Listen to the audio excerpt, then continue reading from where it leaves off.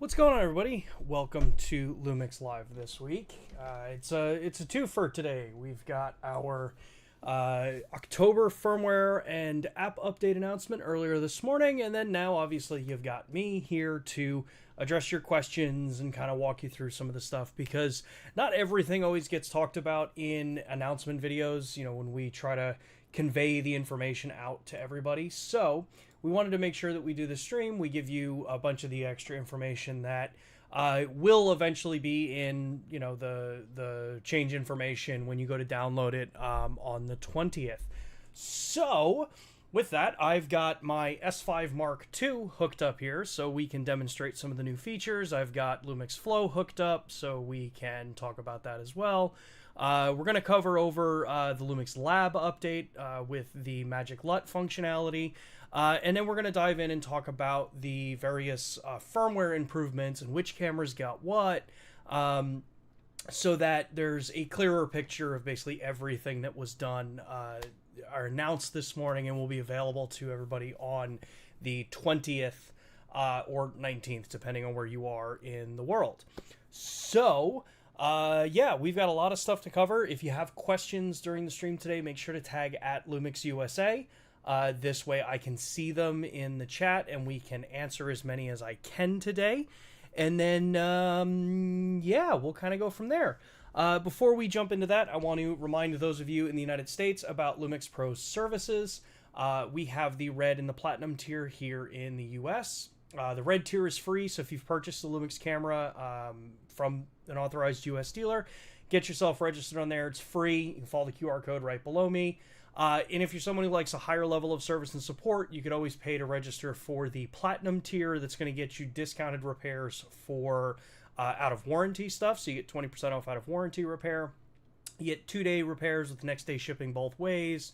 Annual sensor cleanings, lens calibration, firmware updates, all the kind of maintenance stuff that maybe you don't want to do yourself. You've got access to doing that through our service. And then for those that prefer to speak to someone on a phone, you have access to our membership hotline Monday through Friday, 9 a.m. to 5 p.m. Eastern time, domestically here in the U.S. So I encourage you to take a look at those. As I said, the QR code was on the screen. There's a link down in the description as well. And that is for the U.S.-based LUMIX Pro services. Cool. So with that, let's just, there's been a couple comments, in the chat so far. Someone says, I just want to be able to use my S5II as a plug and use webcam. Yeah, unfortunately the S1II Series doesn't have from what I understand, doesn't have the hardware required to do USB UVC. So those cameras don't have it. Honestly, I recommend almost any camera for a plug-and-play option. Really just pick up an inexpensive HDMI adapter. They're like a dime a dozen now on various different platforms.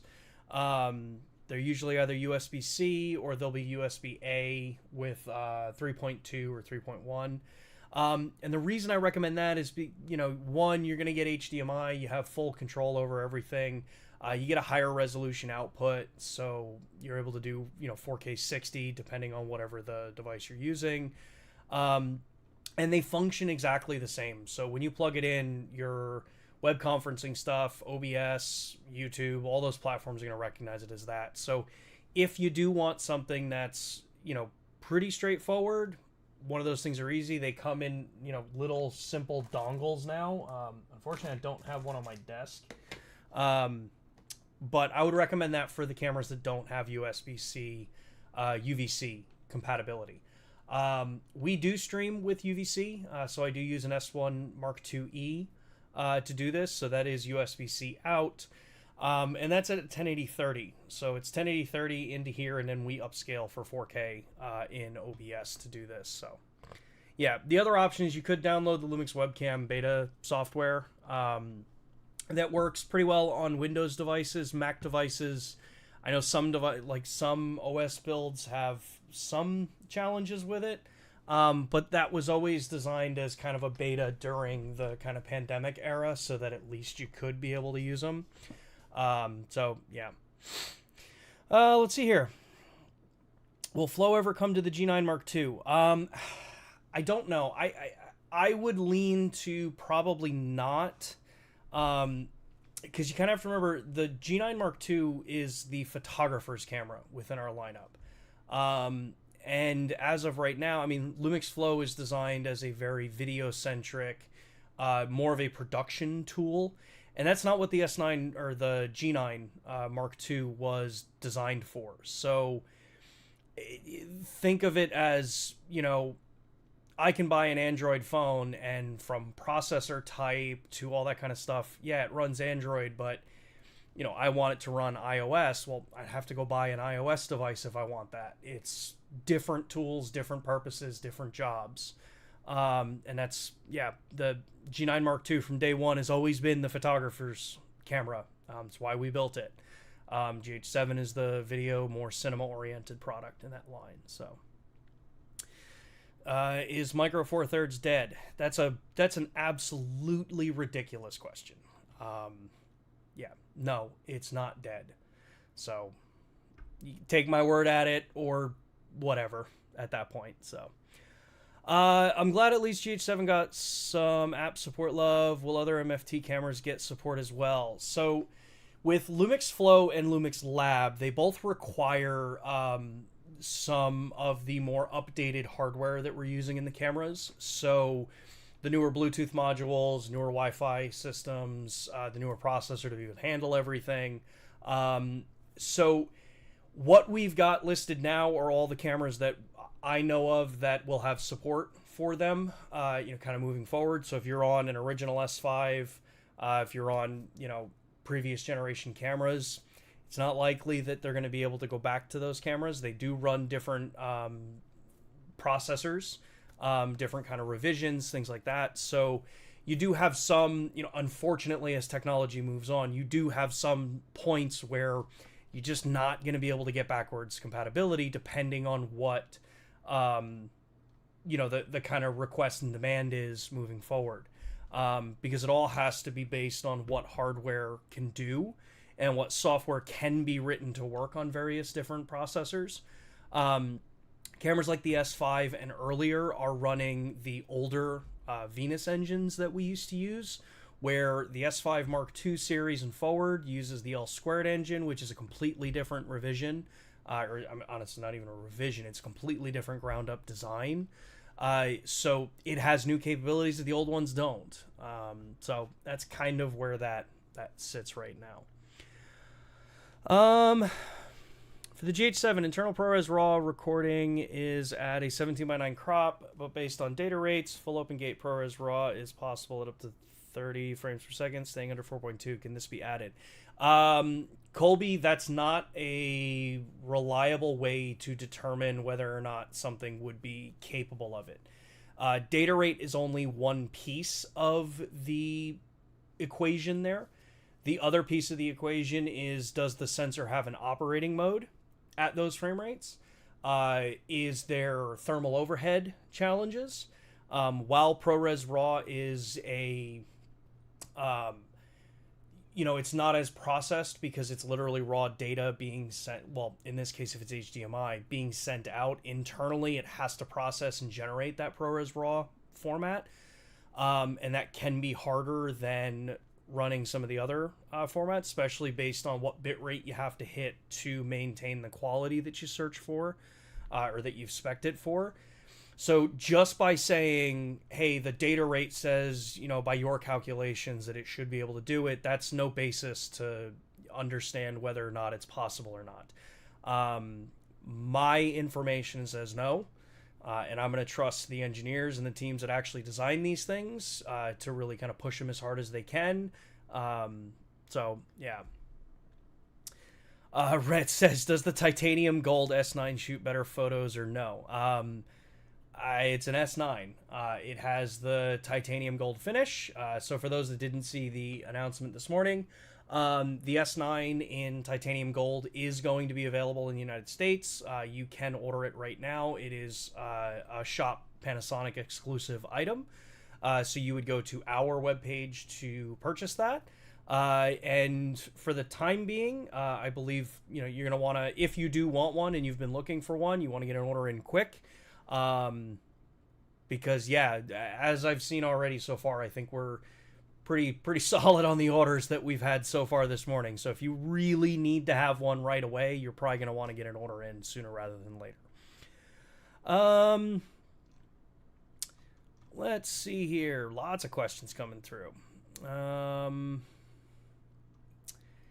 Recommendations for learning the video side of my S1R2 top training programs. So Gap, I would highly recommend taking a look at our Discord. There's a link down in the chat. And I'd highly recommend looking up Dustin Armstrong's training sessions that he has for the cameras. He has an entire series that's available that kind of walks through a whole bunch of various different capabilities, and he's very knowledgeable on the camera. We'll always share some general stuff here, but we're not really here to like kind of educate or train on videography or photography or filmmaking specifically. I will be honest, that's not, from a photographer standpoint, I could do it. That is where some of my background comes from. But we're not necessarily this platform designed for that aspect of training. We'll teach you what the cameras can do and what all their settings mean and all that kind of stuff. But people like Dustin, and a number of the other YouTubers out there that create some amazing work, because they actually are like, you know, real filmmakers, real photographers that are sharing their opinions and their point of view on the products online. I would check out a lot of them. So can we get the new features without giving up RTP, RTSP, and PC wire transfer? No. If you do want the new features, you do have to update to the new firmware update, which does change some of the RTP, RTSP, or it's really just RTP. Well, no, and RTP and RTSP. It leaves RTMPS in the system. That's not a decision we have control over. That is a governmental regulations change that's required. So if that's something that is aggravating you, go after the local governments, make your voices heard. It's not our decision. We have to comply with local and, federal and various different laws and rules and regulations globally. It's not something we can just blindly break because we choose to. We still want to be able to sell cameras in countries that have changed some of the rules. So, again, that's not us. That's governmental. Great to see more firmware and lab updates. Please keep the updates coming from the G9 Mark II. Be great to see the DJI Bluetooth function and monitor functions. Again, the G9 Mark II, it's an interesting product. I don't know if G9 Mark II will get a lot of the same functionality that some of the other cameras have. And in some cases, again, like I said before, you have to remember, G9 Mark II is a photographer's camera. Yes, it has video functionality. Yes, it has some great capabilities, but that's not what we built it for. And unfortunately, just because in some cases someone may be really excited because that's what they want to do, or that's what you bought and that's what you went for, there are tools for jobs. And the GH line is the video cinema line in the Micro Four Thirds series. The G9 Mark II is the photographer's line that happens to do some video. It's been that way from day one. So I don't know if you would see Bluetooth functionality like that added for video-specific use cases when that's what the GH7 is designed for. Let's see here. Finally, we got Bluetooth connection with the RS4 Pro. So the updates for the S5II, S5IIX, and GH7 added RS4 Pro, RS4 Mini, and RS4 with this update. The big thing to just remember is you're probably going to need to make sure that your gimbal updates as well. That's one of the most common troubleshooting things that I've gotten, especially when we added the support for the RS4 Mini. You always have to make sure that the gimbal is updated as well, because it's going to need to be able to be told through firmware what the devices are that it can connect to. So when the firmware updates come for the cameras, just make sure to double check, check DJI's website, check through their updating service, make sure that your gimbal's updated as well. DJ says, hi, Sean, asking rhetorically, what will prevent gougers from buying the limited edition S9s and flipping them for twice the price, preventing legitimate customers from getting theirs? I know you're asking that rhetorically, but honestly, we in the US, and I'm sure I would imagine this is the same in Europe, but I can't speak for the European team. You know, they are only purchasable through the Panasonic website, so there is a lot of, you know, kind of protections in place to make sure that, like, one, are you who you say you are, that you're buying the product, does everything match, all the normal e-commerce kind of things that happen. But honestly, no matter what industry you're in, the thing that stops people from flipping and, you know, gouging pricing and stuff like that because they buy it and they want to resell it is people just not buying it from them. If they buy it and then they want to resell it and gouge the price and do all that kind of stuff, it's up to users and people that actually are looking in the market to not support that kind of thing. I know that's a bit of a challenging perspective to take, but as someone who's been through the challenges of getting graphics cards through the massive shortage we had there, as much as I knew I needed one, if people don't support that kind of business or that business practice, it eventually kills itself off because people won't buy it. But what I will say is, at least in the United States, while for the time being S9 titaniums are going to be maybe a little bit of a limited inventory, it's not like something that you're not going to be able to continue to buy. It's just going to be smaller quantities for right now. So shouldn't have a huge issue. But what I would say is that if you're someone who really does want one and you really do like that color, like, honestly, I love it. I don't even have one. It really is just more of that, like, you know, get an order in now if you've got the means to do it and, you know, you're ready that you want to get one. Because that's how it would be. Let's see here. Let's see here.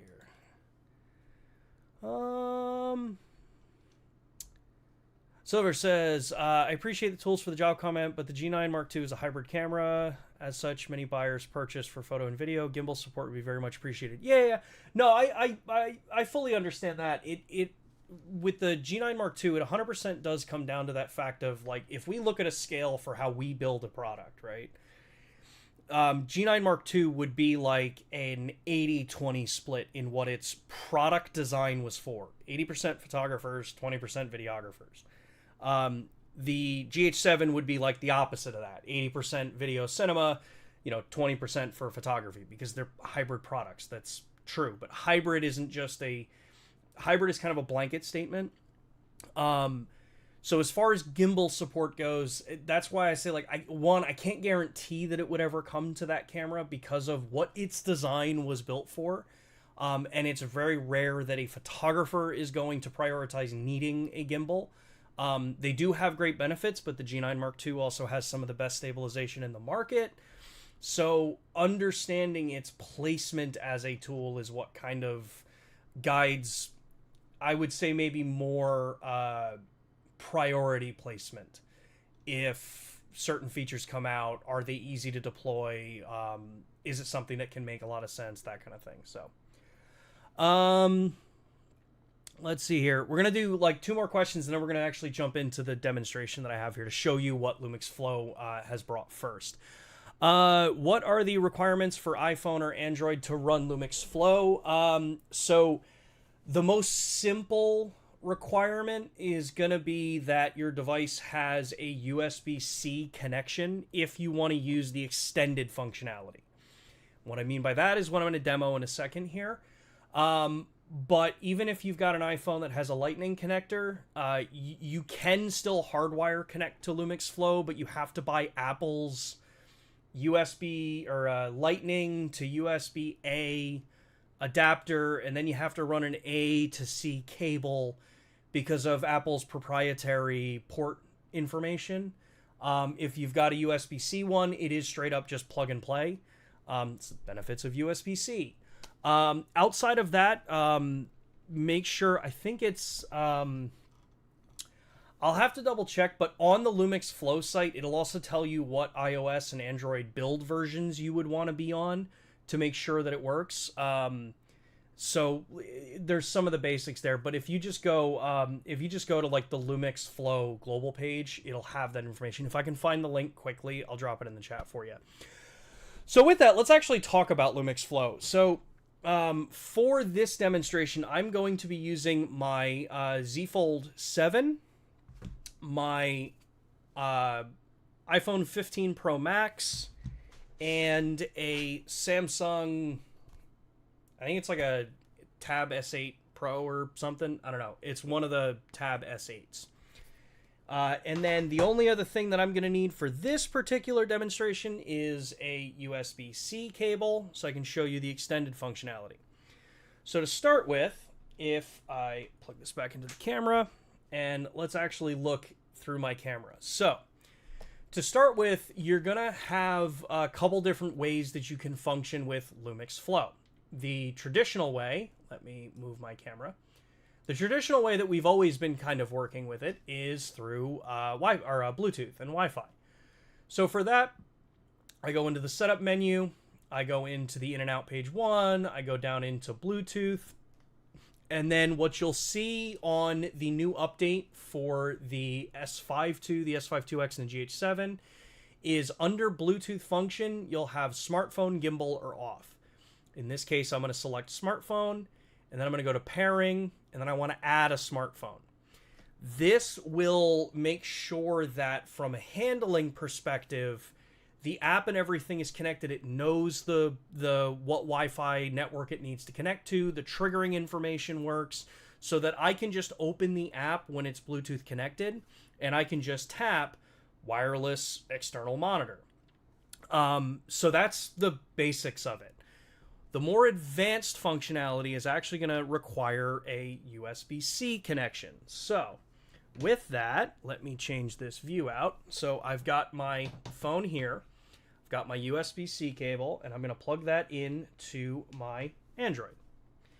Now the camera is going to prompt me and say PC storage, PC for tether, or LUMIX Flow. I'm going to select LUMIX Flow. I'm going to get a prompt on my phone, which in this case I can ignore that, and just say allow connection to S5 Mark II. Hit OK.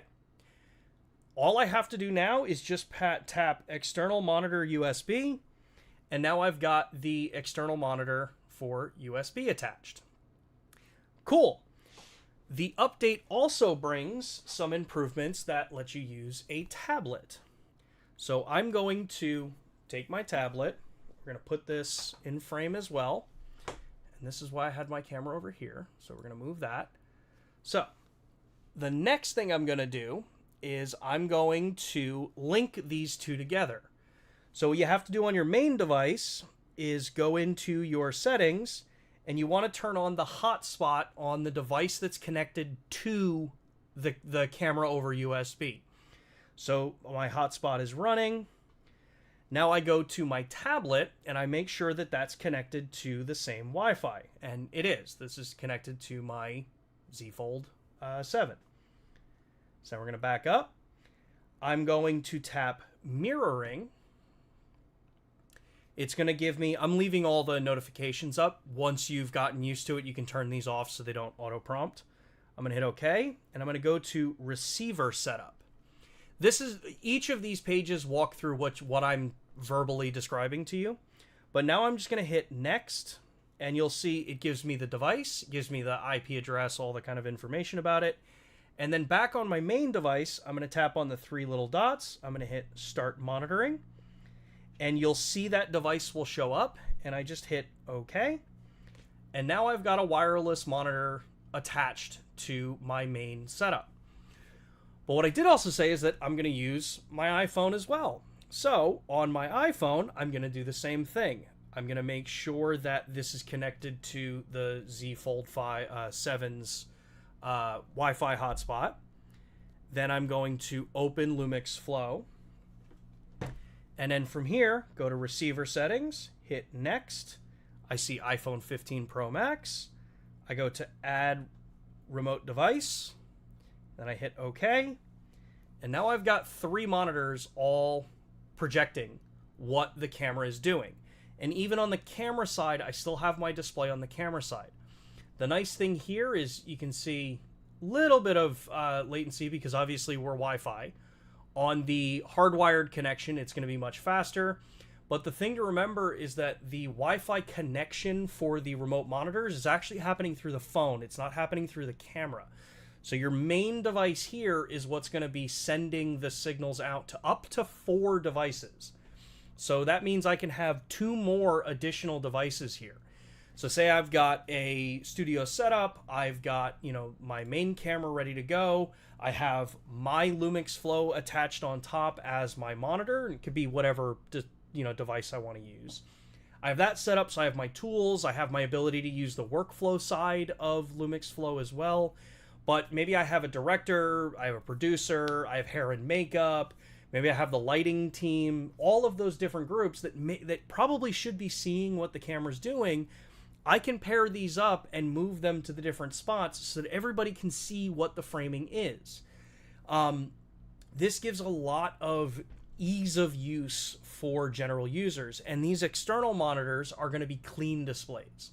So they won't share the cropping lines, they won't share if I change things like the Vlog View Assist or whatever in that particular case.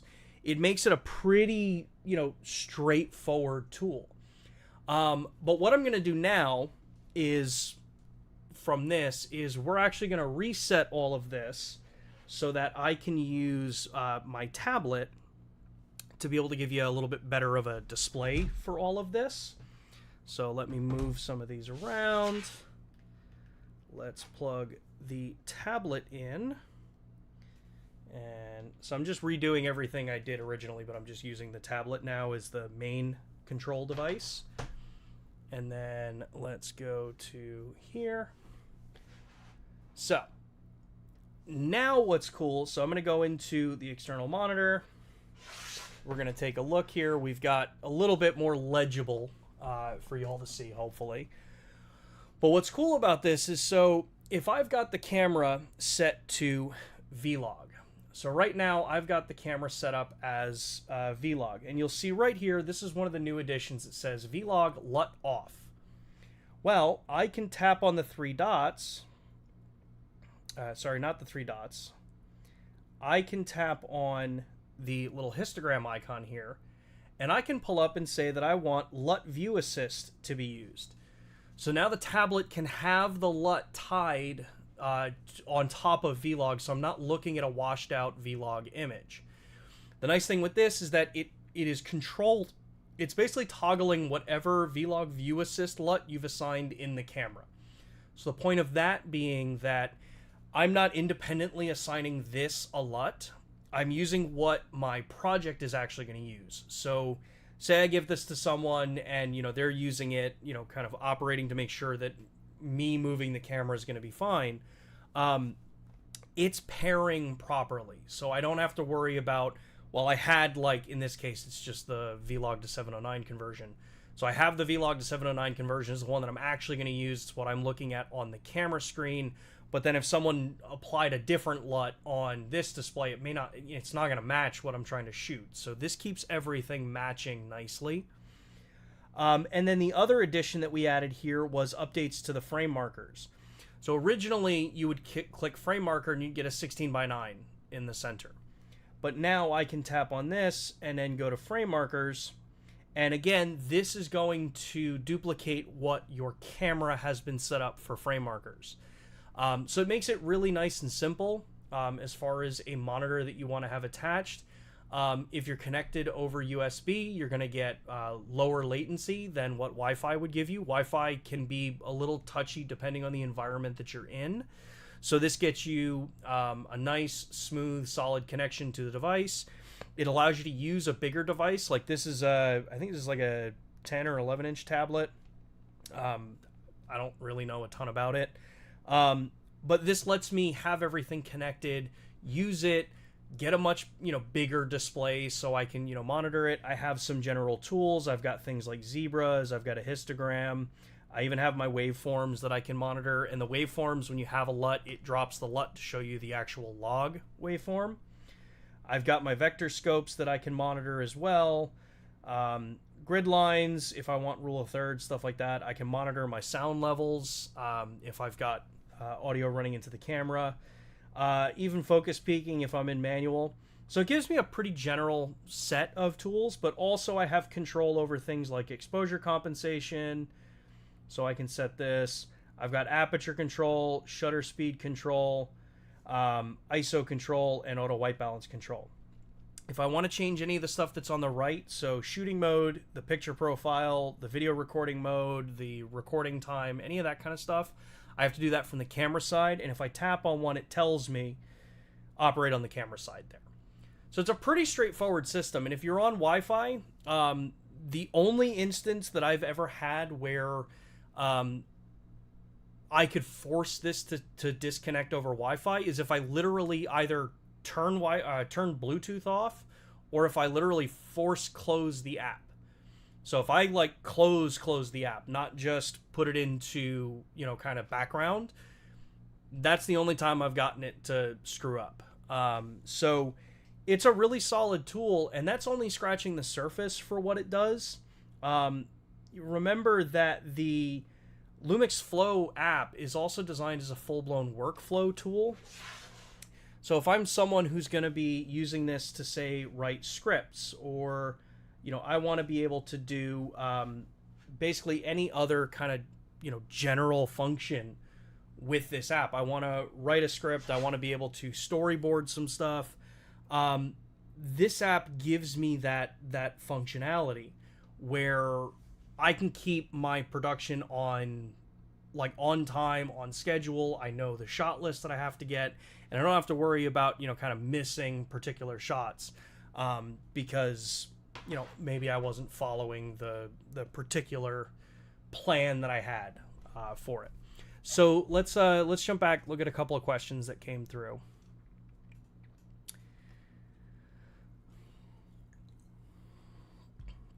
Doogie Ham, can you demonstrate in-camera focus stacking of the S1R2 in a future LUMIX live session? Yeah, I did display it. I walked through it on the announcement of those updates, but I'll 100% do it again. I just don't have my S1R2 hooked up, so I'm not really going to be able to do it today.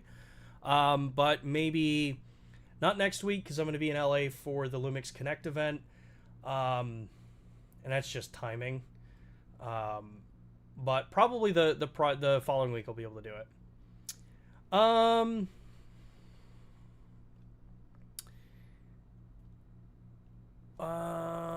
What was the rest of your question there? So it says, LUMIX, or any update for Wi-Fi connection between phone and camera via Wi-Fi device? It was possible on S5 Mark II X LUMIX Sync app. It's more stable, but S1 Mark II doesn't seem to have that function. Oh, so like connecting through like your home Wi-Fi network? Yeah, that's part of the regulation changes with how you handle Wi-Fi connections. That's not us wanting to do that. That's government regulations stopping us from being able to do that anymore. Can you explain the difference between real-time LUT and photo styles? The latter just seems to have more customization options. Yeah. So real-time LUT, or a lookup table, is a pretty standardized thing, right?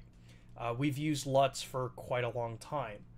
What real-time LUT is a tool so that it makes it a little bit easier to be able to take a LUT, something that you would traditionally be using in the post workflow, and apply it to the beginning or the capture side of your workflow.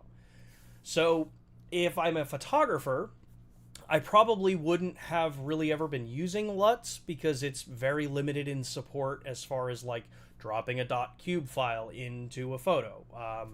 Matt Fraser and I had a long conversation about this morning, that Lightroom doesn't add the ability to actually apply a .cube file or save a .cube file from an edit that you make. You have to do that in Photoshop. And even in Photoshop, it's a little bit buried because it's called color lookup. It's not LUT, or lookup table. Other programs use things like ICC profiles, like Capture One does. Others use various different formats.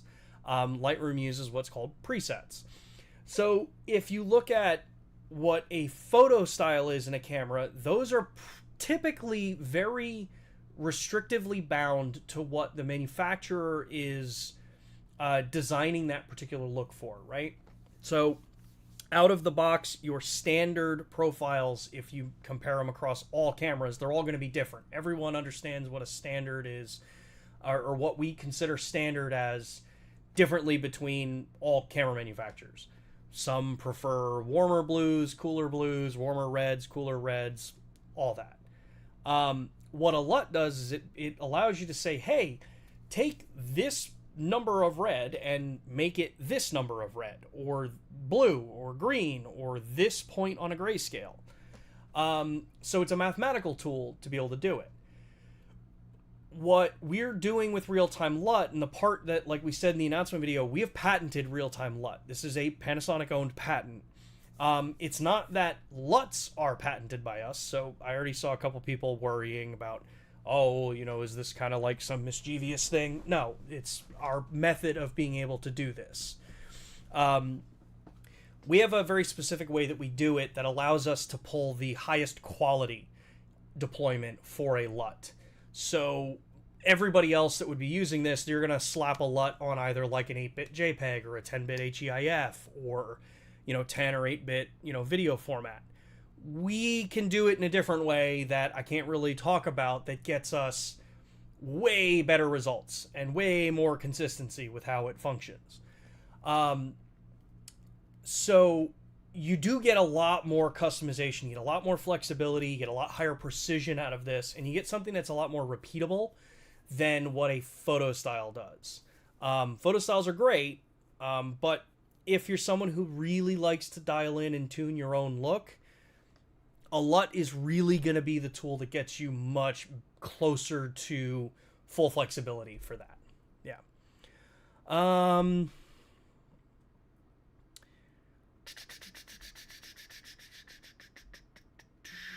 I appreciate some of the hybrid. Okay, so we did address that one. Sean, are you thinking about inputting 65-point LUTs at some point? I don't think so, because I think the size of them and the calculations required are a lot more than what on the camera side you would probably do. So, and also remember, real-time LUT and the idea is definitely designed for more of a semi-professional, you know, amateur starter kind of use case area. So if I'm someone that is going through the process and I know I need a 65-point LUT for my edit, I'm going to use 33-point for, you know, maybe monitoring, you know, maybe I'll use that as deliverable. Personally, I do. So it's kind of where my area is. If I'm not working professionally in color grading, this is a really easy way to get a solid, respectable result out of the camera quickly. It's not an end-all be-all. It's not something to say like, hey, you never have to edit content ever again. It's that there's a lot of people, myself included, that I know enough about color grading, but I'm in no way an expert of this. I want to be able to emulate the look that I want. Maybe I've edited a photo a very particular way, which I've done in the past, and then I've struggled to recreate that look later. I can now take that look, put it right in the camera, and know like, hey, I can shoot raw. I can then apply that LUT file onto it in something like Photoshop, or I can just shoot real-time LUT, and I don't necessarily need to shoot raw. Personally, I will shoot raw all the time, and I'll have them as backup, because every once in a while there's that one photo that I'm like, I really just want to edit the heck out of this. But it is designed to just kind of just simplify things, to smooth things out for a lot of people. So just kind of keep that in mind with real-time LUT.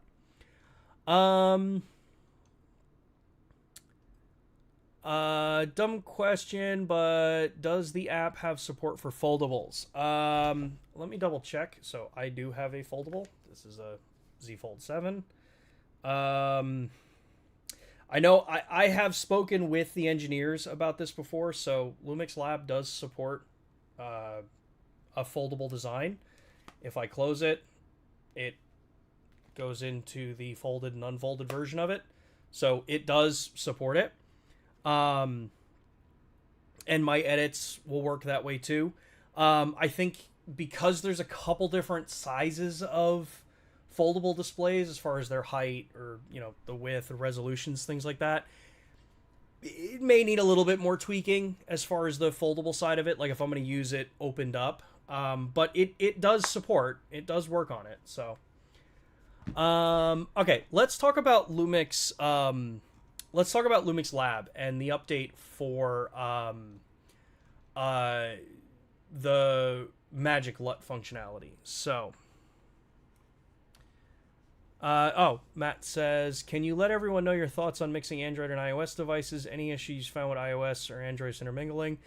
No, so far I haven't had any issues with it. That's one of the reasons why I wanted to do that with an iOS device and 2 Android devices connecting for the wireless transfer. You just have to make sure that you tell the device that you want to use as the external monitor that it is pairing to the Wi-Fi that your main device is generating. Whether that's iOS or Android, it doesn't matter. As far as the apps in general, I've had no issues between iOS or Android with any of these apps connecting or staying connected to the devices. So they do just work solidly across the board. Silver, can you use a USB splitter if you are using a phone as a monitor but also want to record SSD? No. The camera has to pick what its output is. So, yeah.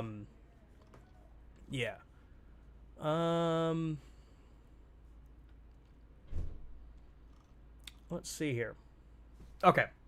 So let's talk about LUMIX Lab and its update. So, as we mentioned, LUMIX Lab got a new update called Magic LUT. So when you have the new update downloaded, and we've got it set up here, and to be clear, this works with any device or any image that you want to put into LUMIX Lab. Once you have the LUMIX Lab update, it's an independent thing. This doesn't require the camera to have anything. So I've got this image here of my little Raspberry Pi setup that I've got. You'll see now I have this Magic LUT button. Well, I can tap on that. I can go into my albums.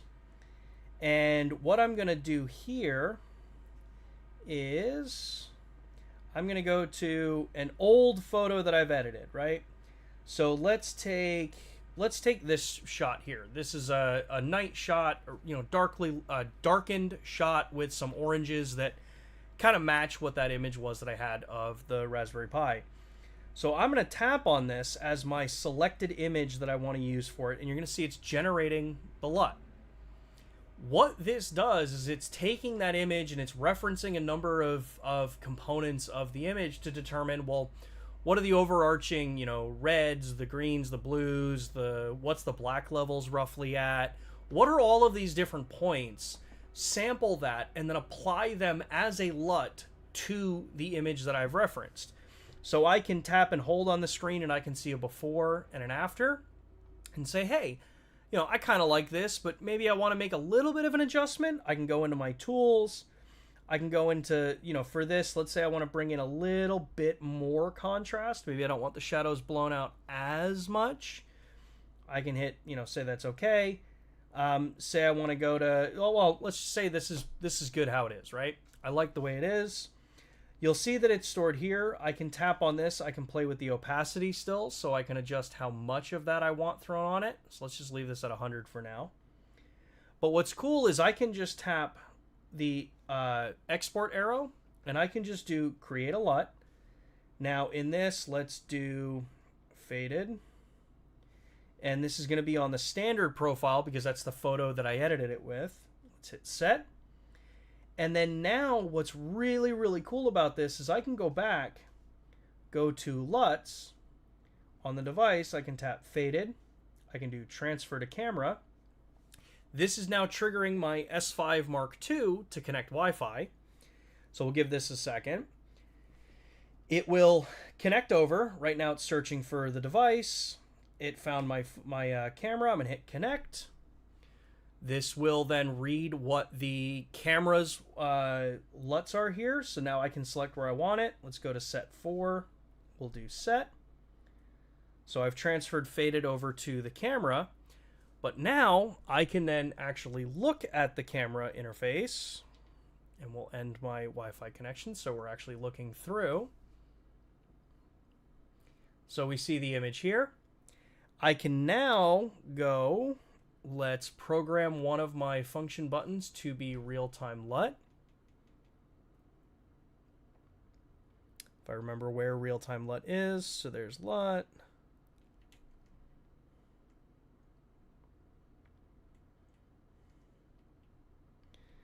We'll go real-time LUT. I can tap this. There's sample LUT 1, sample LUT 2, sample LUT 3, and then there's my faded. So that quick, I created a look from a reference image. I then exported it, made a couple little tweaks, kicked it over to my camera, and now I can shoot in that profile, both for photo and for video, and I'm ready to go. If I really like that look and everything worked really well for that particular, day, I'm set. If I want to make any kind of little adjustments, I can go in and into the profile setup here. I can on the fly adjust my opacity that I want it to be at, so I'm not stuck at what the original opacity was that I set it in the camera. So I can make some of these changes. I can even still come in and make some additional little tweaks on the actual app itself. If I want to come in and say I want to use, my photo style, I want to use standard as the base, but then I want to come in and I want to add the different LUT to it, I can go in. That faded look, as I realize my camera's blocking it, that faded one is there. This is where I could then come in and say, okay, I want to be able to make a couple more changes here. Maybe I want to add another LUT on top of it. So let's say I want to add something really, really ridiculous. So we'll throw sample LUT 1 on there. I can then just save this out into my photo style 1. And then now, yeah, my photo style 1 has that wild look built right into it. And I can just be shooting away. I don't have to make any additional changes. I'm good, ready to go. It's a super simple, straightforward way, and you can use pretty much any reference image that you want for the Magic LUT function.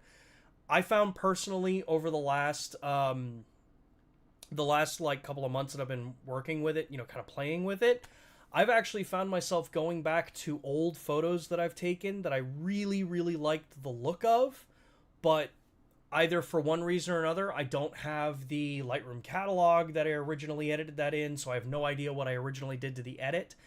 I now take that as a reference image, load it into here, make a couple minor little tweaks, because it's never going to be perfect. A couple little minor tweaks to get it really close, maybe to compensate for the fact that I want to shoot this in vivid instead of standard, and I can't really remember what I shot the original photo in. And boom, I've got my look again. And then on top of it, I've got a LUT that I can then save out, send to my computer, throw into Photoshop if I'm in photography, or if I'm in video, I can kick out 33-point LUTs so that I can kick that out and load it into Resolve or Premiere or whatever other program I want to work with to do my final, actual editing with. It's a really solid tool that I think once y'all get your hands on it, you may have a lot more fun with it than you think.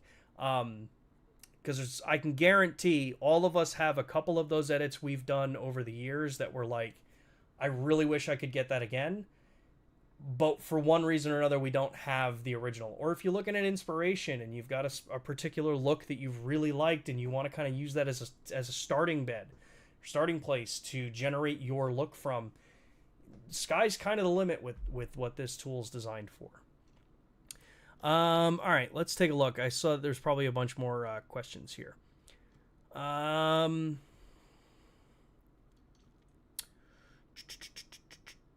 Could you detail any updates made to the S1II flash compatibility? Yes. So this actually, let's actually do it this way. Because I want to make sure I cover this. Let's go through all of the things that are actually added as an update with this release.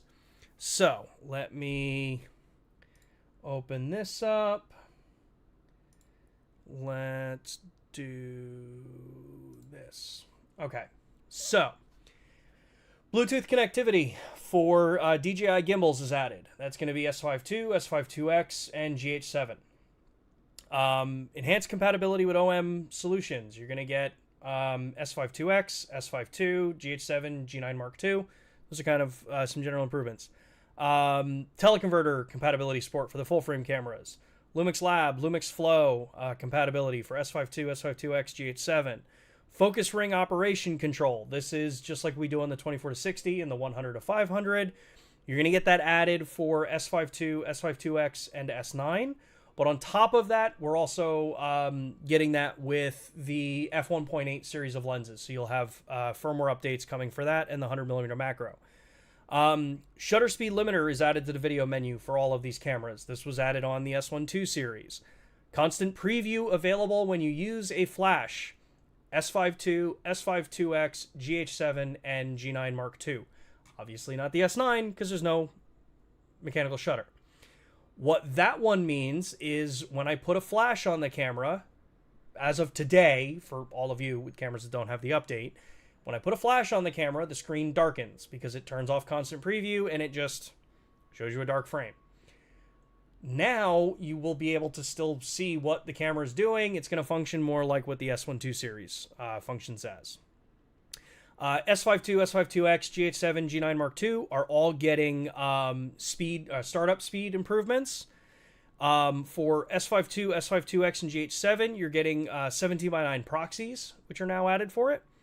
You're getting ISO control method is changed when you are using flash, if you're using auto ISO. If you've been using this, I know we've had a couple of people that have messaged in where, you know, I'm using TTL and I've got auto ISO running, but it's always pushing 100 ISO. This is fixing that. This will let the ISO vary as you're shooting, so it doesn't always bury the lowest ISO value. And then a couple other minor little things added for improvements in standards, for aperture values, operation stability. There's always operational stability improvements that are done to the cameras with firmware. So that's all the hardware or the firmware update stuff that's coming. It's a lot of general use improvements for the S1II series, the GH7, the G9 Mark II gets a couple updates. Even the S9 still gets a couple updates within this round as well. Let me go back to a question I had from earlier. Would you see these apps as unified solutions for future products? Most likely for future products. Obviously, I have no clue or detail of anything that we would be doing hardware-wise moving forward. Even if I did, I couldn't tell you. But look at what we've done since we launched LUMIX Lab and LUMIX Flow. At least every camera, every product that's come out since LUMIX Lab was launched is compatible with it. Since we launched LUMIX Flow, we've actually even backwards compatible some of made more compatible some previous generation cameras or previous series, not even series of generation, because they're all the same generation of product. Yeah, these are our apps. LUMIX Lab and LUMIX Flow are the apps moving forward. Cameras that don't have the hardware to support LUMIX Lab or LUMIX Flow have LUMIX Sync. And I think even LUMIX Sync might be getting an update. So just double check, make sure your apps are updated on the 20th. Because there's always little improvements for OS compatibility and stuff like that come through.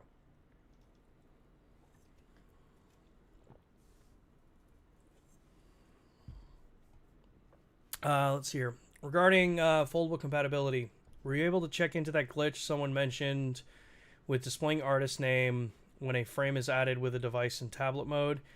Did it to me. I did check into it, but to be fair, I'm using the new version, the unreleased one, and I don't have that problem. I will check again. I'll see if I have a device that has the older version of it, or I'll just pull the public released one out and double check it there.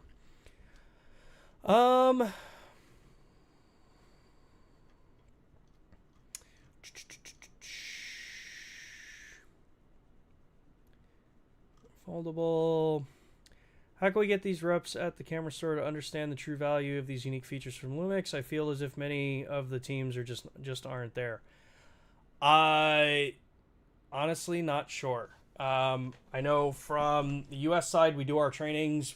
Our sales support and our reps in store are well trained on what it is that we do, and the offerings that we have. But we'll always look at it, and if y'all are pointing any kind of thing like that out, we'll make sure to talk and just make sure everyone's kind of updated. So. For this Magic LUT update, speaking of old photos, my favorite thing has been using my own film photography to emulate the colors of stuff like Porsche 800 or CineStill 400. Yes. If y'all haven't already, go check out Rhett's video about this. He put out a video this morning about real-time LUT and using the Magic LUT stuff. Definitely go show him some love. He's got some really cool examples of how this works, especially in that case that he mentioned there. So check him out. Click on his profile. Go check out his page when we're done with the stream. We got about 5 more minutes. But yeah, definitely go check out his work. You can also check out Richard Wong as well. He also talked about it as well. Let's see here.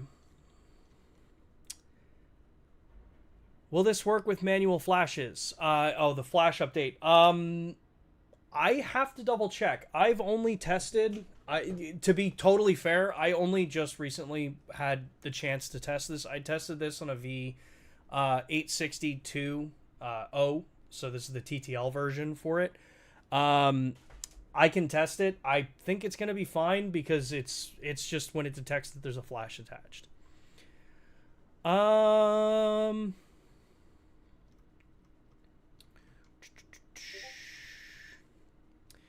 Do you know if the GH7 record speed has been updated? Definitely need to test this myself, just wondering. What do you mean record speed? The time to start recording?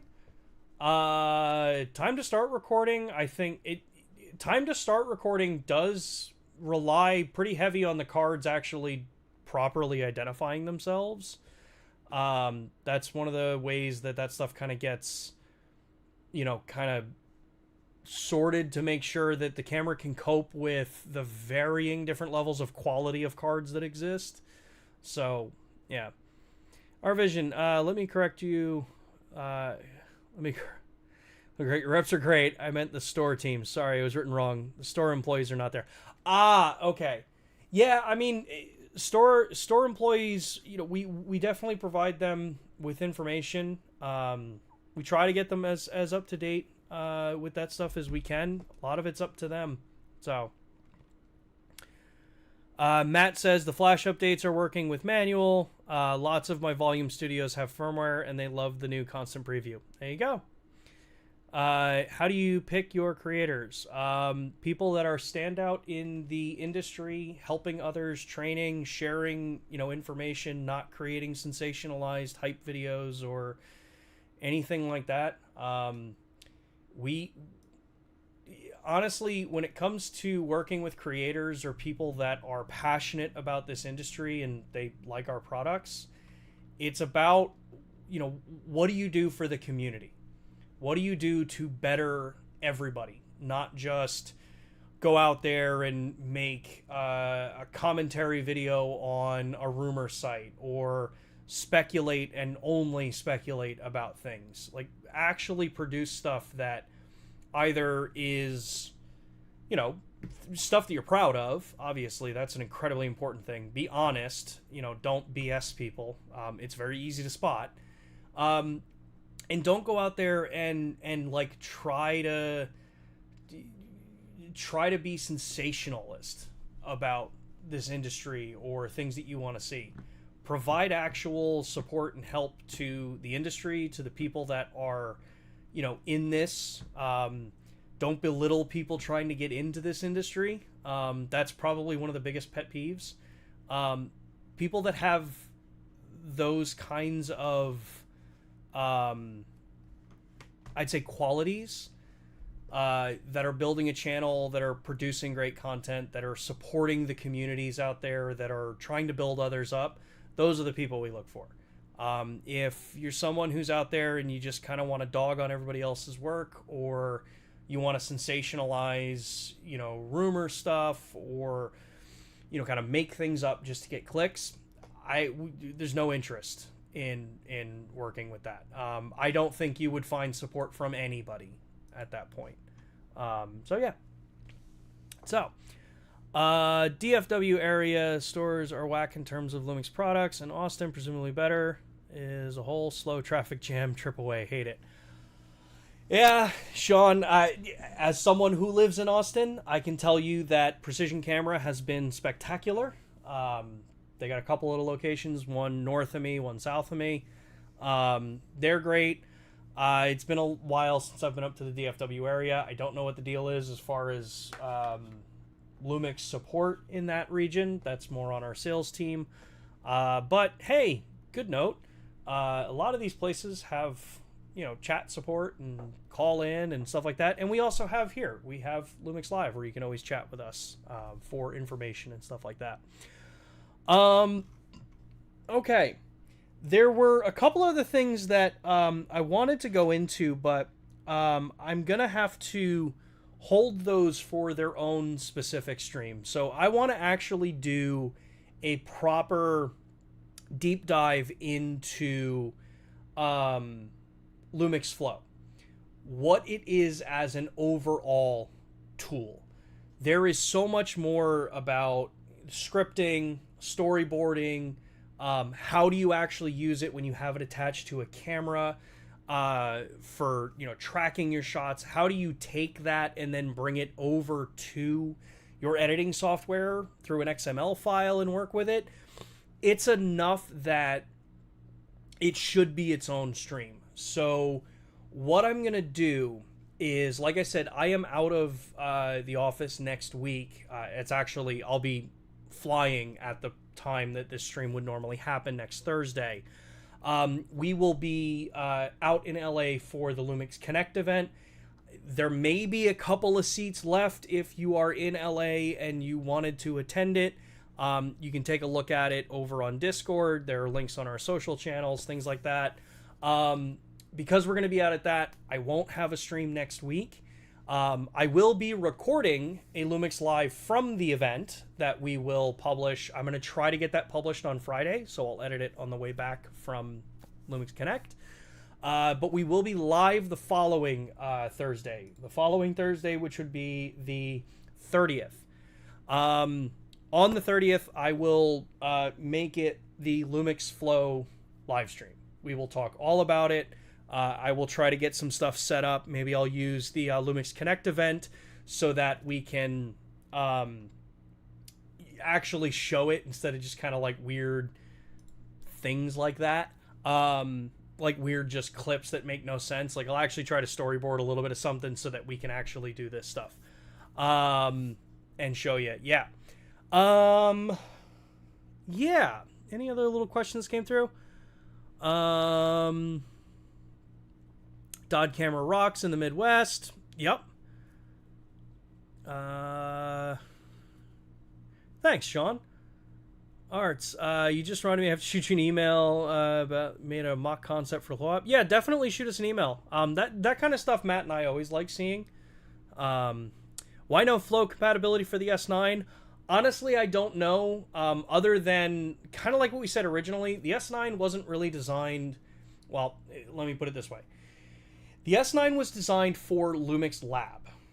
It was designed as a social media photographer, videographer, quick clip. I want to have a camera with me all the time. It was never designed as a production tool. I know that some of you have used S9s in that particular manner, and that's awesome. It doesn't necessarily mean that that's what the camera's going to excel at. That's why we don't market it that way. To be honest, Matt and I have had a number of conversations about, why isn't Flow compatible with the S9? But at this point, I got nothing for you. I don't necessarily foresee it coming to the S9 unless enough of you are demanding it. That this way, Matt and I can talk with our engineers and say, look, this is something that a lot of people are really requesting to have access for. So if that is something that you really, really want to see, let us know in the comments after this video. So like the comment section, not the the chat field here. Leave it as a comment after the video. Something as simple as like, I own an S9 and I would love to have LUMIX Flow. That would be cool. That would be very helpful to like Matt and I to be able to share that kind of concern or that position from you, the users. That's a relatively more straightforward thing that we can ask for. Are you going to NAB? In April? Probably. Is there an NAB that goes on right now? I'm so out of touch with some of the trade shows. But usually it's like CES, NAB in April. Those are usually the ones that I go to. Excited and nervous for the Connect event. Looking forward to it. Yeah, it's going to be a great time. It's definitely going to be fun. Remember, this is the first one that we're ever doing. So obviously, we want to try to make this something incredibly valuable for all of you that would attend it. And we're always open to feedback and all that kind of fun stuff so that we can make it even bigger and better, or we can improve on things, or, if you say that we knocked out of the park, awesome, we knocked out of the park, all that kind of fun stuff. We're very excited about it as well, and we look forward to meeting any of you that will be joining us in California next week. Hey, I'm number one, do I get a cookie? Next time I see you, Rhett, I will get you a cookie. LUMIX Flow and app support in the future. Set up the line. Yep. I really hope you create a new streaming device that is more compact like the S1II. I feel that it's what's needed for TikTok creatives and IG creatives. Ironically, the S9 is actually very highly adopted by TikTok and social media creators. So, Art says, it says Panasonic Connect in New York. So Panasonic Connect is our broadcast and production side. So that's like our PTZ cameras, the broadcast type products. That's not necessarily Matt or I. So I won't be at the New York event. Last question here. So we send out 4 signals from one camera. What about sending out 4 cameras to one iOS device for monitoring a multicam shoot? So you're sending 4 devices from the connected device, not the camera. The camera is not sending out 4 separate connections. It sends one connection over USB to the host device or the main device, and then this sends the signal out to the other 4 devices. So that's where the difference is. Logan says, the firmware available for download? No, the firmware will be available on October 20th. Let me get you the exact time. Firmware will be available to download October 20th at 1 o'clock UTC. So 1 o'clock UTC is going to be, time zone calculators. I'm not even going to go into that. Just go to like a time zone calculator. October 20th, 1 o'clock, 1:00, UTC, and it'll tell you what time that's going to be in your region, because it could be the 19th, it could be the 20th, depending on where you are in the world. But yeah, so with that, everybody, thank you so much for tuning in. Thank you all for the awesome questions in the comments. Again, if you have comments or questions that we didn't get to, or things that you want to make sure that people like Matt and I and the rest of our team can communicate to our engineering team, drop it in the comments field after this video goes live. Couple things, it helps us find those comments a lot easier. It also helps the algorithm. It means that there's more interaction on the post or on the video itself, so it gets served to more people, so it's definitely helping us. We will not be back next week. I think Friday we'll have a pre-recorded stream from LUMIX Connect, I hope, as long as I can get it edited and uploaded. And then we'll be back on the 30th live to talk all about LUMIX Flow and actually go into like actual detail about it. Otherwise, I hope you all have an awesome rest of your day. I hope you have a great weekend. Get out there, create some cool stuff. Make sure to get your cameras updated and your apps updated on the 20th or the 19th if you're on the East Coast in the US at 9 p.m. yeah, that was a lot of info. Thanks, everybody. I will see y'all later right here on LUMIX Live.